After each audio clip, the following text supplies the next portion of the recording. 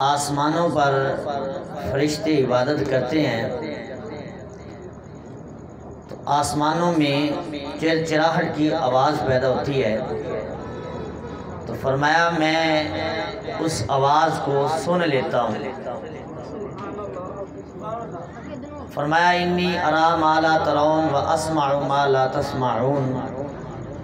فرمایا جو میں دیکھتا ہوں وہ تم نہیں دیکھ سکتے، جو میں سنتا ہوں وہ تم نہیں سن سکتے۔ تو اب حدیث پاک کا مفہوم بتاتا ہے کہ محبوب کریم علیہ السلام نے ارشاد فرمایا کہ آسمانوں میں فرشتے جب عبادت کرتے ہیں، اور پھر فرمایا کہ آسمان میں 4 انگلیوں کے برابر جگہ نہیں ہے کہ جہاں فرشتے عبادت نہ کر رہے ہوں۔ یہ 7 آسمانوں کی حالت ہے، یعنی پہلا آسمان، دوسرا آسمان، پھر تیسرا آسمان، پھر چوتھا آسمان، پھر 5واں، پھر 6واں، پھر 7واں۔ تو یہ 7 آسمان جو ہے نا، ان پہ اتنے فرشتے ہیں کہ 4 انگلیوں کے برابر بھی جگہ نہیں ہے جہاں اللہ کے فرشتے عبادت نہ کر رہے ہوں۔ تو فرمایا اتنے فرشتے ہیں کہ ہر جگہ پر فرشتہ عبادت کر رہا ہے، رب کی حمد و ثنا بیان کر رہا ہے۔ تو فرمایا اب آسمان کا حق بھی بنتا ہے کہ جب فرشتے اتنے زیادہ ہیں تو اس میں چرچراہٹ کی آواز پیدا ہو۔ اب فرمایا کہ میں اپنے معمولات میں ہوں اور میری توجہ ادھر نہیں ہوتی، تو فرمایا کہ جب آسمانوں میں چرچراہٹ کی آواز پیدا ہوتی ہے، میری توجہ نہیں بھی ہوتی، میں پھر بھی سن لیتا ہوں۔ سبحان اللہ علامہ سرواز ہے کہ کوئی نہیں؟ میں کہ شاید پچھلے سال تے میں شروع تو ہے سی، ہوں شاید نہ ہوئے، پھر سبحان اللہ کو ذرا۔ فرمایا میری توجہ نہیں بھی ہوتی۔ اب اس مفہوم پہ غور کرنا، توجہ رکھنا میری طرف ہے۔ فرمایا میری توجہ نہیں بھی ہوتی، میں آسمانوں میں چرچراہٹ کی آواز کو پھر بھی سن لیتا ہوں۔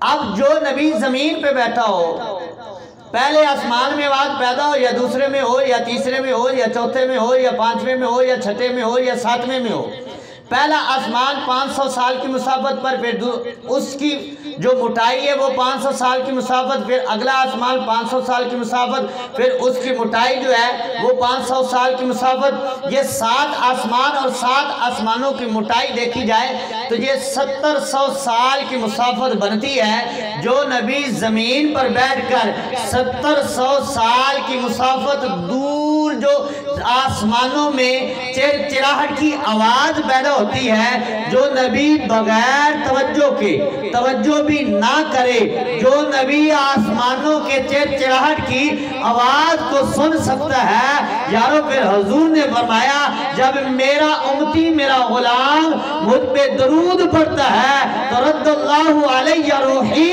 حضور نے فرمایا اللہ میری توجہ امتی کی طرف کر دیتا ہے، میں اس کا درود سن بھی لیتا ہوں اور سن کر اپنے امتی کے سلام کا جواب بھی عطا فرماتا ہوں۔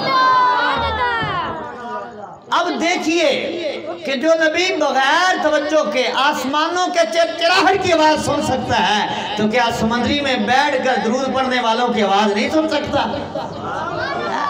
یہ نبی کی سماعت کا عالم ہے کہ اللہ نے اپنے محبوب کو یہ طاقت اور یہ سماعت عطا فرمائی ہے کہ محبوب کریم علیہ السلام فرماتے ہیں میرا غلام جہاں بیٹھ کر محبت کے ساتھ جب درود پڑھتا ہے، جگہ کی قید کوئی نہیں، وہ پاکستان ہو یا افغانستان ہو، وہ ہندوستان ہو یا کوئی اور علاقہ ہو، جگہ کی قید کوئی نہیں۔ فرمایا جہاں بھی بیٹھ کر مجھ پہ درود پڑھے گا، فرمایا محبت سے پڑھے، میں درود سنتا بھی ہوں اور درود پڑھنے والے کو جانتا بھی ہوں، پہچانتا بھی ہوں۔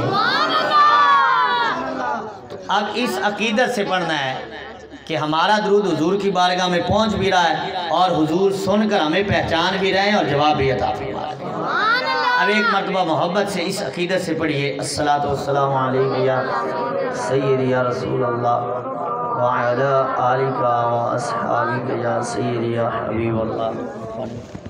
درود پاک پڑھ لیجیے الصلاۃ والسلام علیک یا سیدی یا رسول اللہ۔ ٹھنڈا پانی یار جڑے محفل کرا رہے ہیں نام کی नाराए तकबीर, अल्लाहु अकबर, नाराए रिसालत, या रसूल अल्लाह, नाराए तहकीक, हक जारिया, नाराए हैदरी, या अली, नाराए गौसिया, सैयदी मुर्शदी, या नबी, सैयदी मुर्शदी। या हज़रात ग्रामी, वक्त बिल्कुल थोड़ा है, जो मुझे हुक्म हुआ है मैं उसी पे अपनी गुफ्तगू को जो है वो कंप्लीट करने की कोशिश करूँगा।